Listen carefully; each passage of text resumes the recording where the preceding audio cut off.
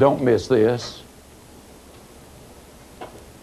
Because if we clearly communicate this, it can have a dramatic impact in your life. If they can be taught their skills, if they can be taught their skills. And let me tell you why I get so tremendously excited about that. That tells me I got a chance in life. That tells me that my children and my grandchildren have a chance in life. That tells me that you and your children and your grandchildren have got a chance in life, because if they can be taught, then, my friend, you can learn those skills. That tells me that that youngster who left the slums this morning without a bite of food to eat, and literally almost with a kick in the rear, has never had a word of encouragement. That tells me that if that youngster is fortunate enough to encounter a Jaime Escalante, stand and deliver. If you didn't see it when it was on television, you have a responsibility and a tremendous opportunity to go to the video store and pick up a copy. It's a story that takes place in the barrio in Los Angeles, a Mexican community. The kids there are high on drugs. Teenage pregnancy is literally running rampant all over the place. And here they have so many dropouts. And the kids who graduate from high school don't really have an education. There's little hope. And then along comes Jaime Escalante, a businessman. And he looks at those kids and he said, those kids can learn if somebody will love them enough to discipline them enough to require that they learn. A Gallup poll revealed that 90% of our graduating seniors wish that their parents and their teachers loved them enough to discipline them to do the things they need to do and expected them to do more. Jaime Escalante knew he could teach those kids, and he knew those kids could learn. He introduced a foreign subject to their thinking. It was advanced calculus. Man, they couldn't multiply 40 times 40 in a lot of cases. And here comes a guy coming in, advanced calculus. The school board and others fought him. He persisted. Bottom line is this. 18 of his kids, second year he was there, 18 of those kids won college scholarships by passing an exam in advanced calculus that is so difficult that less than 2% of the high school seniors in America will even take the test. And 7 years later, 85% of those kids are professionals. Let me say it again. Failure is an event. It is not a person. You are what you are and where you are because of what's gone into your mind. You can change what you are. You can change where you are by changing what goes into your mind. I want to say also, as strongly as I possibly can, that you, yes you, and this is the thing, ladies and gentlemen, that gets me so excited about what I do. Earlier you have said that anybody with those qualities could be enormously successful. You've said anybody with those qualities could take the job you've got and go right to the top. I'm going to tell you without any fear of error. I can look you straight in the eye, and yes, I do mean you, and I do mean I'm looking you right in the eye, and I can tell you that you already have every single quality that you have identified right there. Every one of them. Are you going to sit there and tell me, no you don't, you have no integrity, nobody can count on you? As far as being honest, forget it. Well, I'm so crooked that when I die, they're going to have to screw me in the ground? Are you going to sit there and say, hard work, man, I'm so lazy I wouldn't hit a lick at a snake? You have got, my friend, some of every one of these qualities. Now, you are pitifully, woefully short in many of them, as are all of us. But let me say it again. You're what you are and where you are because of what's gone into your mind. You can change what you are. You can change where you are by changing what goes into your mind. You might have a little argument there and say, but Zig, me? Man, if I had all of those qualities, I would be doing so many things. I wouldn't be sitting here listening to you. I'd already have it made, man. Not necessarily. Year's 1901. It's down in Beaumont, Texas. A man has having to sell part of his property to feed his family. There's a depression on. There is a drought on. An oil company came to him one day and said, "Sir, we believe there might be oil on your property. Let us drill for it. And if we discover any oil, we will pay you royalties on every single barrel that is pumped out." Well, the man had absolutely nothing to lose. He had a tremendous amount to gain. So he said, "Let's do it." Well, in those days, the derricks were made out of wood. And when they brought in a gusher, it literally destroyed the derrick. And the greater the destruction, the greater the excitement, because that indicated an enormous amount of oil underneath. When this oil well came in, it came in with such force that it literally destroyed the derrick, blew it into 1,000 pieces, and for the next 11 days, in excess of 100,000 barrels of oil per day were pumped out of that oil well. Most productive oil well in history. That was Spindletop.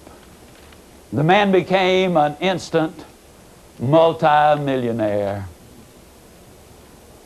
Or did he? You see, the reality is this. He had been a multi-millionaire ever since he had acquired the property. But until they discovered the oil and brought it to the surface and took it to the marketplace and cashed it in, it literally had no value. My friend, please hear this. You see, the reality is you have some of all of these qualities. I can say that again without any fear of error. But I also will say this to you, that until and unless you recognize and accept that fact, then there's not going to be the use of those qualities that will enable you to be the complete success you are capable of being. There's a beautiful lady. She lives in Dallas, Texas. She has an IQ of 141. When she was a teenager, she was literally a traffic stopper. She'll still slow traffic down, incidentally, quite a bit. She's an outstanding conversationalist. She can talk with you in great depth about a dozen different subjects. But until a few years ago, had you asked her to describe herself to you, she would have said, "I am fat, dumb, and ugly." Ladies and gentlemen, we got to be honest, and one of the things that is so exciting is that before this seminar is over, I'll be sharing with you specifically how you can begin to develop the qualities you've already got, because it would be a tragedy beyond belief to have the very foundation that would enable you to be enormously successful and never literally use what you have got. You see, if you had $1 million in your checking account, you would never write a check on it if you did not know it was there. But the moment you discovered its presence, then at that precise moment there would be a boom in the local economy. I want to add in one other thing at this point, because I want to emphasize that I think it is so important. I'll tell you again, folks, life is tough. But when you're tough on yourself, life is going to be infinitely easier on you. Several years ago, I was speaking down in San Antonio. During one of the breaks, a lady came up to me. She had a question. She wanted to ask it. But she didn't want to look me in the eye in order to ask the question. So she lowered her head looking at the floor, and she said, "Mr. Ziglar," she said, "you kind of make a nice little old fee when you make them little old speeches you make. Now, don't you?" Then she looked up, grinning so wide she could have eaten a banana sideways. I mean, she was grinning. Now, I looked at her and I said, "Now, ma'am, I don't have any idea where you heard that. Have no idea where you got the message. But it's absolutely incorrect. It is a vicious rumor, and I don't want that to ever spread out of this room. I want to stop it right here. I said, the truth is, I really make a great big old fee for them little old speeches I make. But you know what I didn't tell her, folks? I didn't tell her the number of times that I've spoken to the Lions and the JCs and the Rotaries for no fee. I didn't tell her the number of times I've gotten up early enough to go down and speak to the men who delivered the bread and cakes and pies to the restaurants and to the stores and to the outlets that are retailing those products 3-4 hours before you even turned over. I didn't tell the number of times I've been into schools and prisons and halfway houses and drug rehab centers. The number of times I have spoken to vacuum cleaner and cookware and real estate and life insurance companies. The number of times I've driven 50 miles, 100 miles, 200 miles on 3 different occasions to speak to a dozen people free, and then have to drive back that night, my expense, because I did not have enough money to pay the motel bill. But I did those things because I honestly believed I had something to say. I did those things because I knew in my own heart and mind that if I were ever going to be paid for saying what I had to say, that I not only had to say something that had value, but I had to say it in a way that they would be able to accept the message. And I did it because, as my good friend Steve Brown from Atlanta, Georgia says, anything worth doing is worth doing poorly until you can learn to do it well.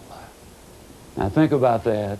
If we could all take 3 lessons from the pro at the country club and then be good enough to make the PGA Tour, there'd be thousands and thousands of people on the PGA Tour, and then there'd be nothing in it for anyone.